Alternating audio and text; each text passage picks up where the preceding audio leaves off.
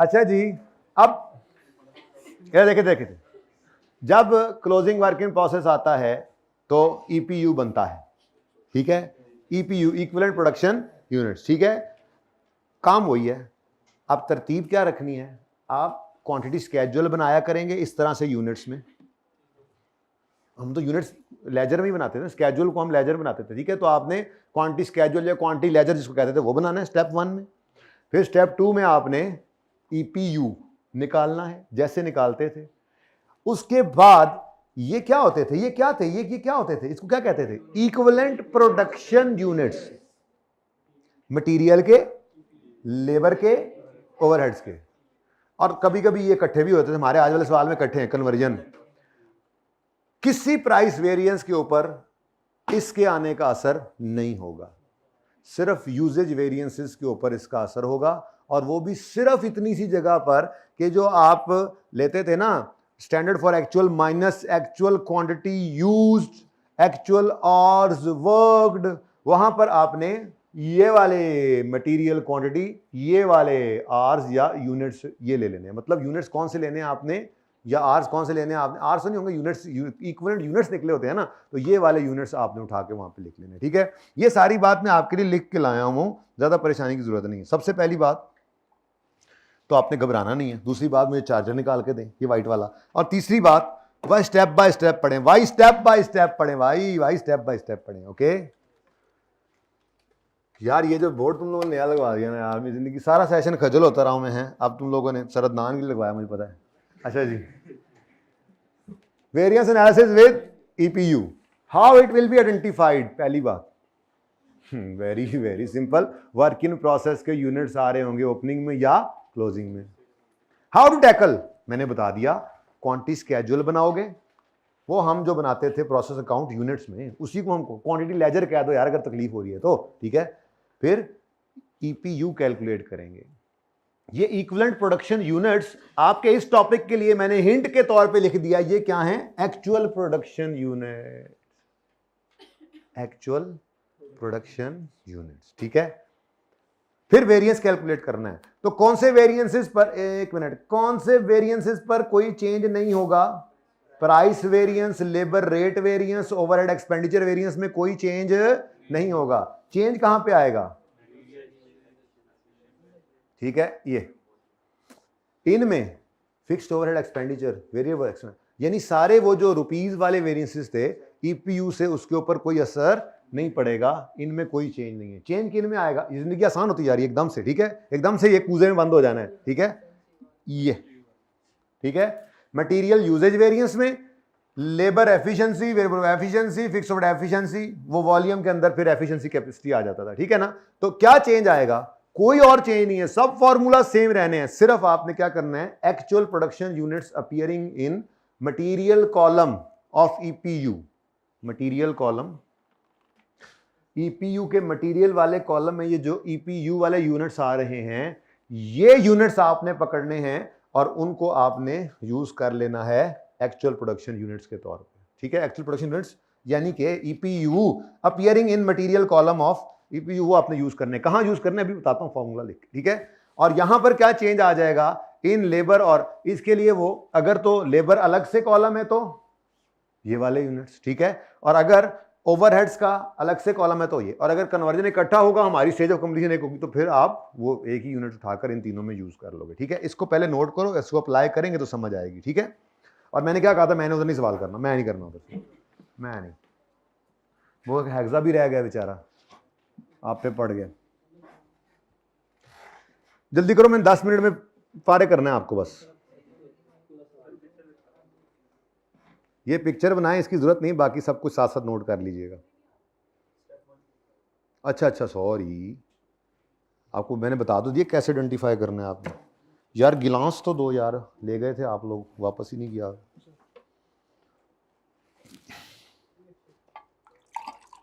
एकदम से battery low हो गई है मेरी, पानी पीता हूँ, चार्ज हो जाएगी मुझे। पॉज करें जरा,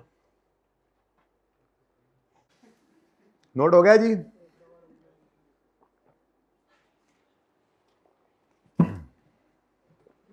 क्वेश्चन पे आए जी, जैक एंड जिल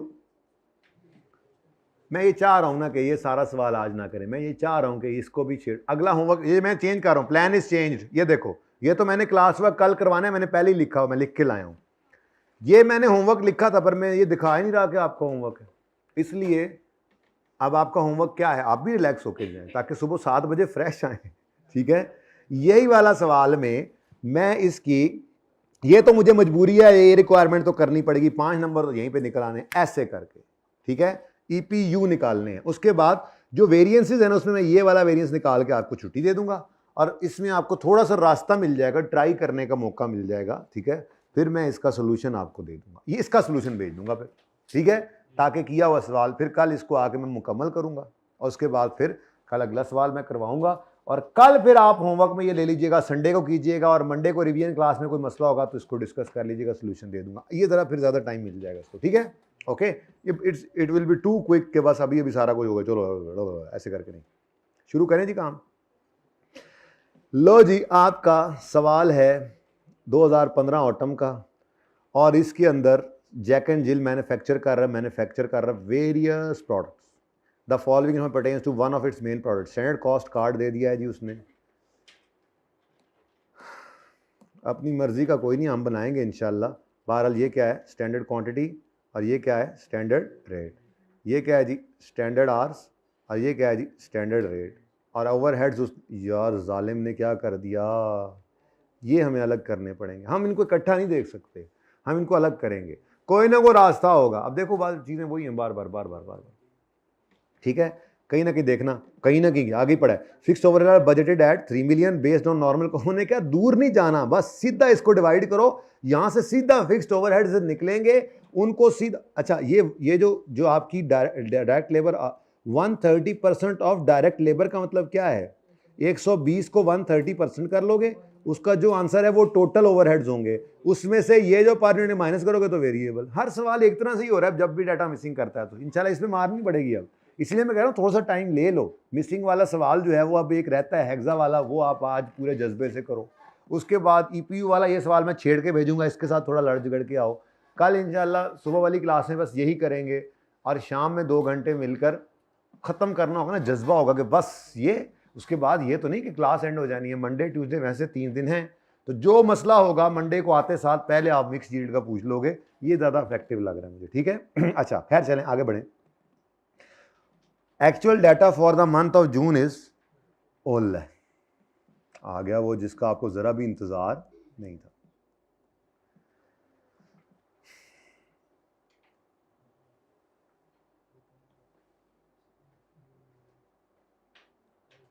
मेरे ख्याल से ये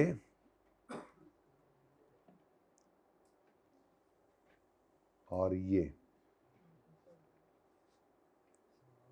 येलो जो है ये मिक्स हुआ पड़ा है जी। बस क्या मिक्स हुआ है, क्या मिक्स हुआ है, पीछे रह क्या गया। बहुत आसान है यार, यकीन मानो, फार्मूलाज वही चलने हैं। बस एक बात आपको बतानी कि फ़लाँ जगह पे जो यूनिट्स आने हैं उस पर वो यूनिट्स नहीं लेने जो लिया करते थे, बल्कि ईपीयू वाले यूनिट्स आने। फ़र्क क्या है, ठीक है, बस सवाल करने की देर है। एक ये वाला ट्राई करना, एक मैं और करवाऊँगा और उसके बाद फिर जब आपकी तसल्ली होगी तो आगे जाएंगे। ठीक है बेटा, इसमें से सवाल आता है ना तो अच्छा भला इफेक्टिवली आप सारा सेशन करके आना, को आपने छुट्टी की ना, को आप मेहनत सारी की, हर टॉपिक आपने पूरे इंसाफ के साथ किया, तो इसके ना इंसाफ़ी ना करो, इसमें तो सवाल भी पक्का आता है। ठीक है चलें जी। Opening work in process 80% converted है।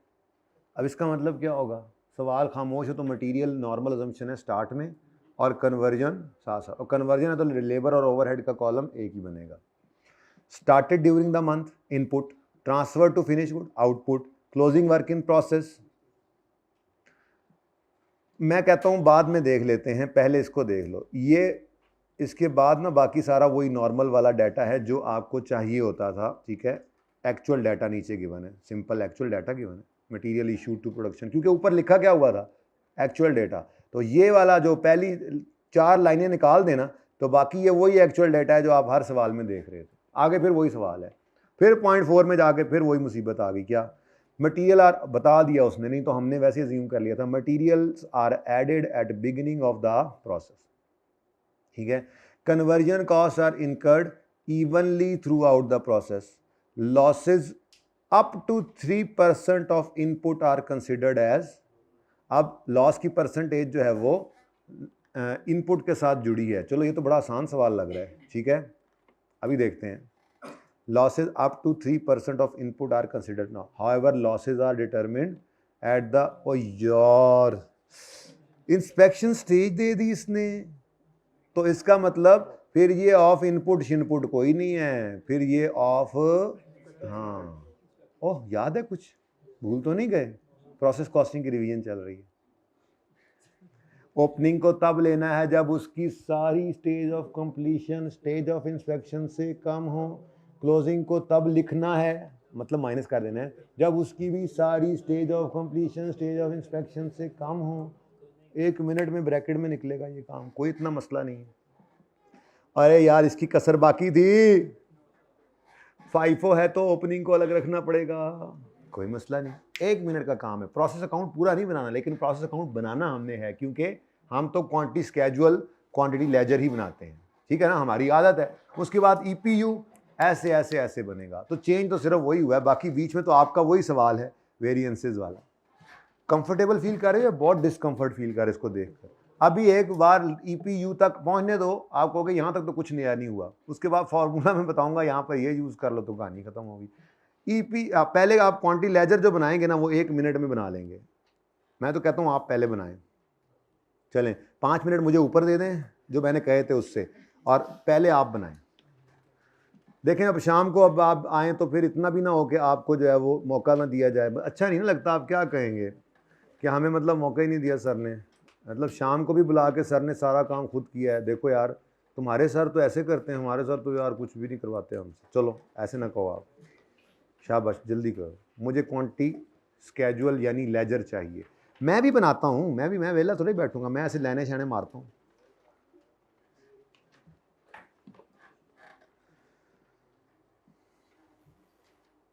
अच्छा वर्किंग 1 में आपने स्टैंडर्ड कार्ड ही बनाना है इंशाल्लाह, ठीक है ना, ओके मैं वो भी बनवा के भेजूंगा, सिर्फ वेरिएंस निकालने की ट्राई कर लेनी है, कुछ भी ना करना घर पे, ऐसे ज़हन नहीं लड़ाना ज़्यादा।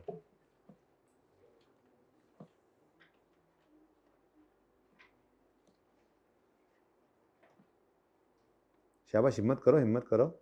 आप लोगों का ज़रा इंटरेस्ट लूज़े हो रहा था, लूज़े, मैंने कहा चलो थोड़ा सा आपको मुतवज्जे किया जाए, मौका दिया जाए आपको खिदमत का, इस लेजर की खिदमत का मौका लें आप।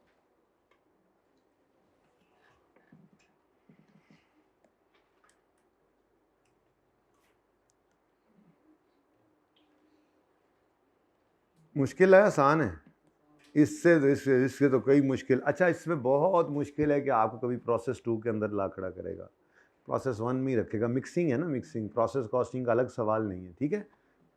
अच्छा क्वांटिटी स्केजुअल बनने लगा है जी, चलें जी, आपने सोच तो लिया ही है कि दूं टाइम अभी मज़ीद।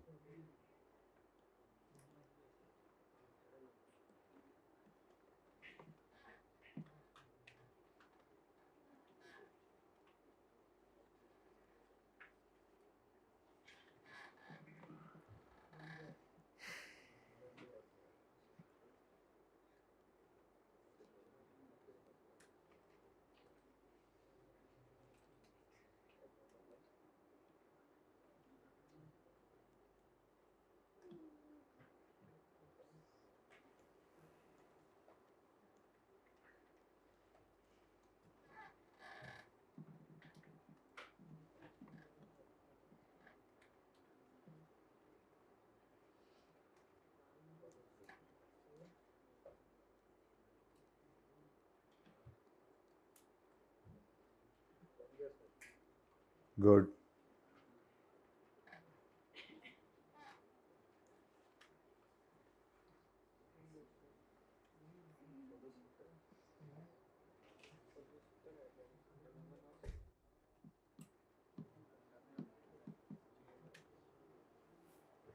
लॉस है ना नॉर्मल।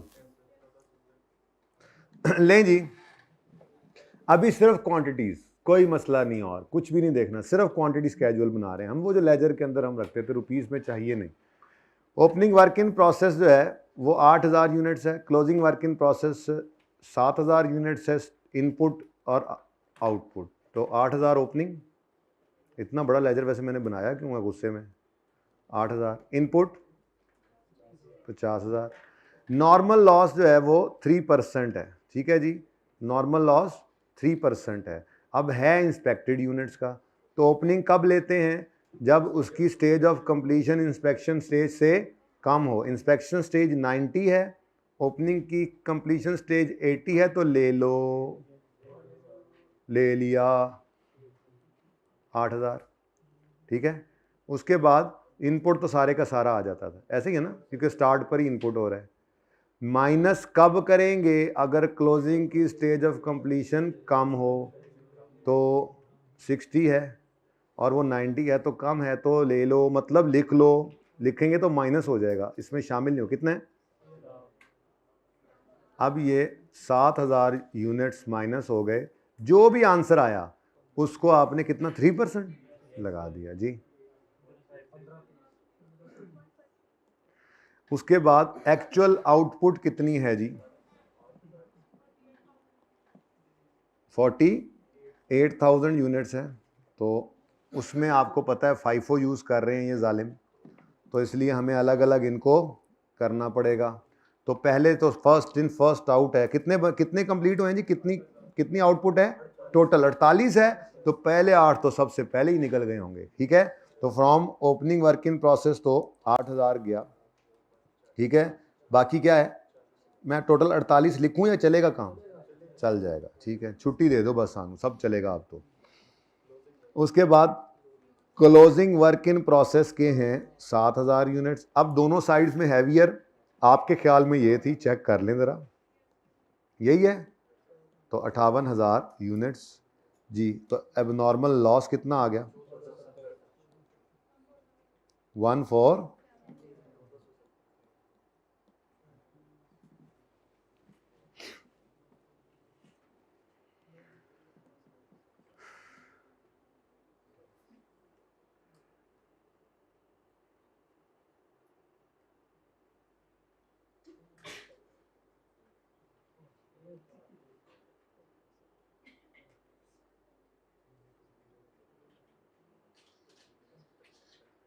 जी बच्चों, उसके बाद अब EPU बनाना है, ठीक है।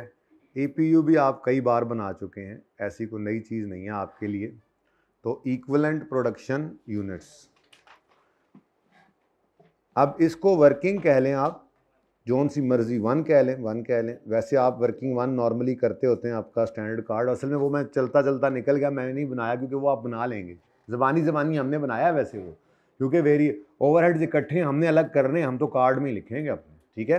खैर फिलहाल तो EPU जो है वो बिल्कुल भी आपका पूरा लिखना है आपने, इक्विवेलेंट प्रोडक्शन यूनिट्स। EPU नहीं लिखना, ये रिक्वायरमेंट है आपकी, रिक्वायरमेंट नंबर A। लो जी 5 नंबर तो मैं सॉल्व करके भेज रहा हूँ आपको, आप बातें कर रहे हैं बस, पता नहीं क्या, ये काम नहीं करा रहे आप, मैं खुद तो करा के भेज रहा हूँ। ज़्यादा नंबर तो मैंने ले दिए हैं आपको, और 7 उसूल बता दूंगा। अब यार वो परसेंटेजेस के लिए भी थोड़ी सी जगह छोड़ देते हैं ना, आपका ज़रा बना हुआ फॉर्मेट ना खराब हो, जो दिमाग में बना हुआ है, इतना अरसा लगा के आपने जो बनाया था, मेहनत कोशिश करके प्रोसेस कॉस्टिंग में। 5 मिनट ऊपर हो गए। अच्छा जी, मटेरियल और चाय की ऑफ़र मौजूद है, अगर आपको जिस वक्त भी दिल करे। बाकी जो बाद में बैठेंगे उनके लिए तो है ही ऑफ़र, लेकिन जो अभी वाले भी हैं वो बता दें, मैं फिर कह देता हूँ, कह दें जो, वो बैठ जाएं फिर, हैं बस ये ख़त्म करके फिर हम चाय पी के ही जाएंगे, गपशप लगाएंगे आज।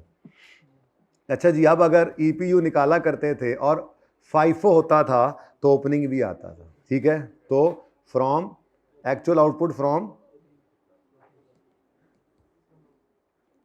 और इसमें हम क्या लिया करते थे। अच्छा अब याद आ रहा है, थोड़ा कॉन्फिडेंस भी आ रहा है कि यार पढ़ा हुआ टॉपिक था, हैं अभी भी याद हैं चीज़ें। इसी तरह से मार्जिनल कॉस्टिंग में आप गए, थोड़ा सा फंसे पहले, लेकिन फिर फ़ौरन चीज़ें याद आई।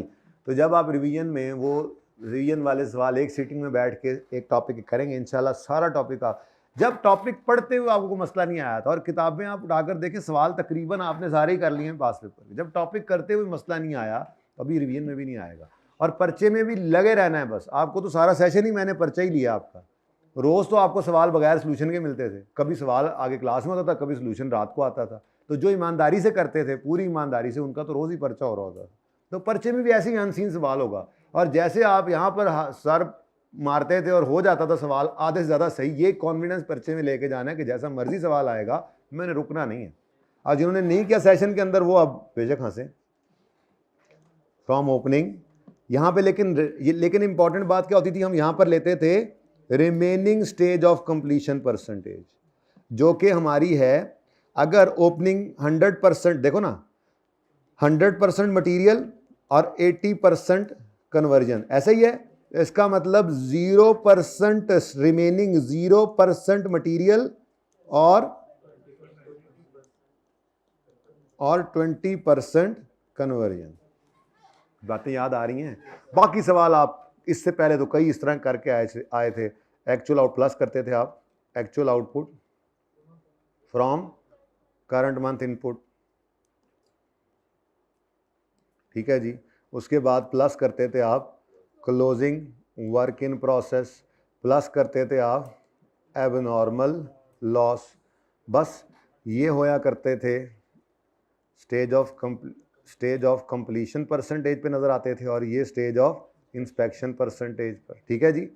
अब ये जो यूनिट्स होते थे आपके एक्चुअल आउटपुट वाले, ये तो अब यहाँ पर रिमेनिंग स्टेज ऑफ कंप्लीशन लेनी है, यहाँ पर स्टेज ऑफ कंप्लीशन लेनी है, तो एक्चुअल की तो 100% होती थी। याद है? कुछ मुश्किल नहीं है, ये एक मुश्किल सवाल है। ये स्टैंडर्ड कॉस्टिंग का ईपीयू के साथ मिक्स एक मुश्किल सवाल है। क्या मुश्किल है? क्योंकि आपको प्रोसेस कॉस्टिंग में मसला नहीं है, तो आपके लिए कोई मुश्किल नहीं है बेटा। वहाँ पे मेहनत की हुई है, यहाँ पे बस आपने बस ये देखना है कि करना क्या है यार, कहाँ पे चेंज आना है, बस ये फ़र्क आप आइडेंटिफाई कर लो, मसला ही कोई नहीं जी।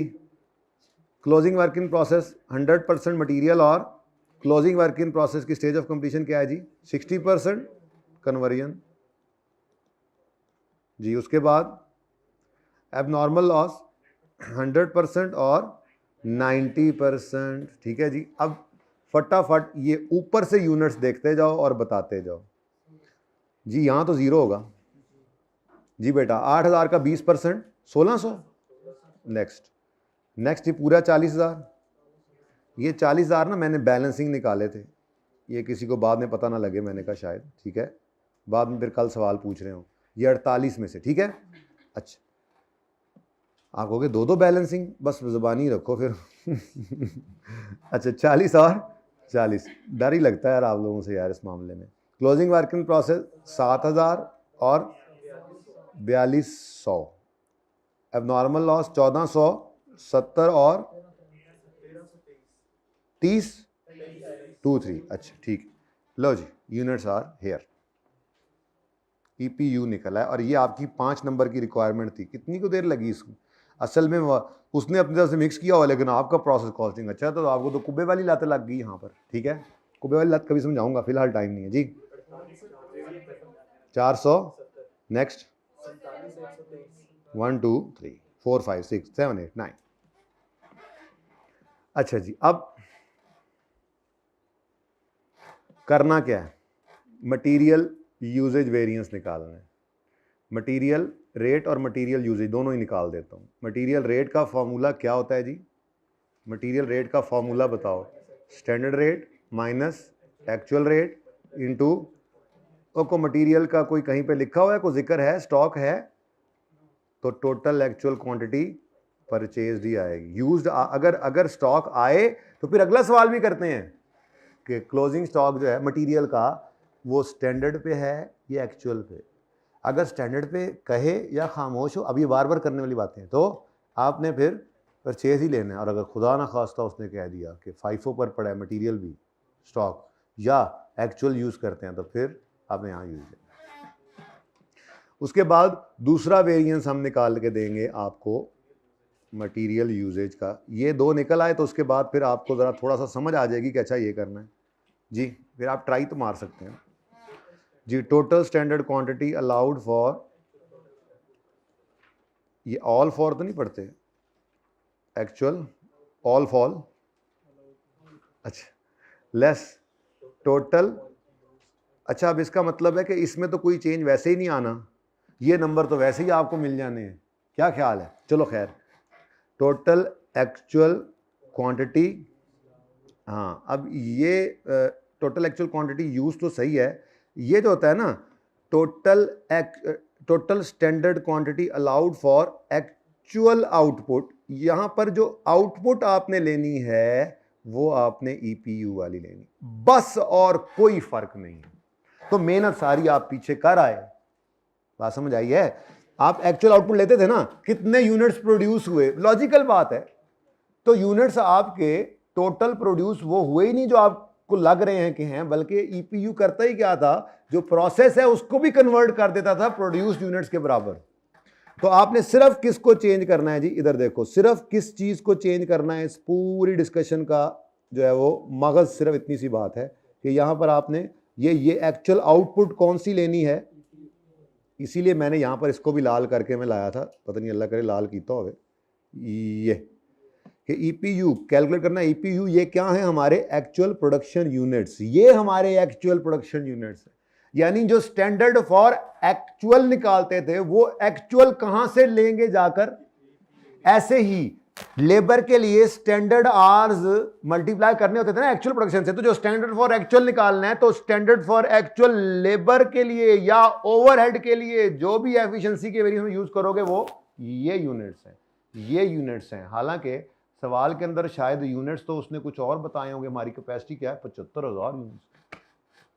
अच्छा एक्चुअल प्रोड्यूस हुए कितने, ये तो 48 पड़े हैं, अब आप 48 ले लो, नहीं आप ईपीयू निकाल चुके हो, 48 नहीं लेने हैं, मटेरियल यूजेज के लिए 48 से भी ऊपर, पता नहीं क्यों, पिछला वाला भी तो प्रोसेस वो नहीं कुछ और ही मसला था, ठीक है। बहरहाल वो ओपनिंग है, एक्चुअल वर्क क्लोजिंग भी है, लॉस भी हुआ है, सारा कुछ हिसाब से ले रहे हैं आप, ठीक है। उसके बाद यहाँ पर भी 48 नहीं ले लेने चुप करके, यहाँ पे 47 है, ये कुछ कम लगे उसके ऊपर कन्वर्जन, तो इतना सही फर्क है सिर्फ, तो इसलिए मैं एक निकाल कर दिखा रहा हूँ, बाकी आपको मैंने बताया है यहाँ पर। जैसे मैंने मटेरियल यूजेज के अंदर स्टैंडर्ड फॉर एक्चुअल के लिए एक्चुअल यूनिट्स ईपीयू के कॉलम वाले उठाए, मटेरियल कॉलम वाले उठाए, ऐसे ही आपने लेबर के एफिशिएंसी में, वेरिएबल ओवरहेड के एफिशिएंसी में या फिक्स्ड ओवरहेड के एफिशिएंसी में जो स्टैंडर्ड फॉर एक्चुअल में एक्चुअल यूनिट्स लेते थे आप, वो आज आपको सवाल से नहीं मिलेंगे, वो आज आपको ईपीयू से मिलेंगे। और इनके लिए कौन से वाले कॉलम के, कन्वर्जन कॉलम, इसके मटेरियल कॉलम वाले, और अगर ये कॉलम भी अलग अलग आ जाएं तो अच्छी बात है, लेबर के लिए लेबर वाले कॉलम के और ओवरहेड के लिए ओवरहेड के कॉलम वाले। Got it? इतना ही आसान था, ऐसे नहीं मैं ऐसे करवा रहा था आपको इस वक्त, ठीक है। चलें जी, ये तो हो गया, बस काम ही खत्म हो गया। अब इधर आंसर किसके साथ, क्या किससे मल्टीप्लाई करना है इसको, स्टैंडर्ड रेट से। चलो जी, अब मैंने नहीं स्टैंडर्ड कार्ड बनाया, माफ़ी दे दो मुझे, अगर गुजारा चलता है तो बनाएं, कर लोगे यार, कसम से कर लोगे, इतना जल्दी आपको समझ आ गई ये बात, ना करो छुट्टी से छुट्टी, फिर इधर आओ, ठहरो ठहरो ठहरो ठहरो, तस्वीर तो बनानी है ना, वो जरा वड्डी आ जाए तस्वीर।